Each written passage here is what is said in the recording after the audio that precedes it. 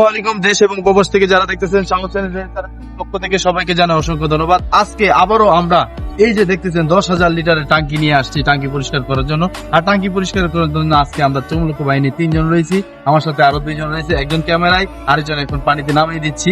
এই যে এই উড়ন দিয়ে কিন্তু চলে যাচ্ছে চমলুক বাহিনী। এই যে পানির ভিতরে একজন চলে গেছে, আরেকজন ক্যামেরার পাশে আছে, আমি এখানে আছি। তো কিভাবে টাঙ্কিটা ওয়াশ করতেছি এটা সম্পূর্ণ আপনাদের দেখাবো।